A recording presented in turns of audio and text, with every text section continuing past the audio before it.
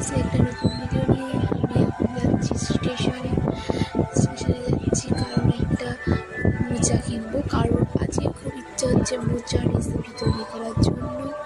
সেই জন্যে একটা মোচা তাদের কেটে নিয়ে ধুয়ে একটা পাত্র নিয়ে তাতে আলু টুকরো টুকরো করে কেটে তাতে ছোলা, একটু হলুদ, একটুখানি তেল যেন দিয়ে দিলাম যেন মোচাটা গায়ে না লেগে যায়, জল আর আদা রসুন টমেটো আর লঙ্কা দিয়ে একটা পেস্ট তৈরি করে নিয়ে দেখতে পাচ্ছ টমেটো আর পেঁয়াজ কেটে নিয়েছি। কেটে নেওয়ার পর একটা কড়াইতে শুকনো লঙ্কা, তেজপাতা,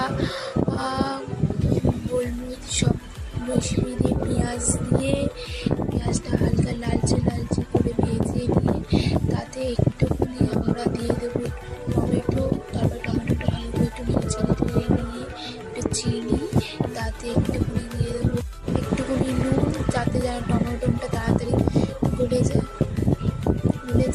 তারপরে আদা রসুনের পেস্টটা দিয়ে দেবো, তোমাদের যেটা দেখিয়েছিলাম দিয়েছিলাম।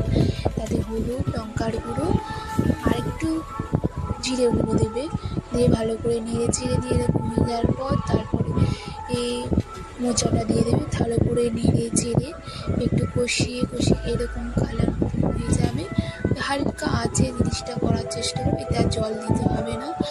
তারপরে লাস্টে রেসিপিটা দেখে নিতে পারছো, খেতে খুব সুন্দর হয়েছে। লাইক সাবস্ক্রাইব করতে ভুলবেন না।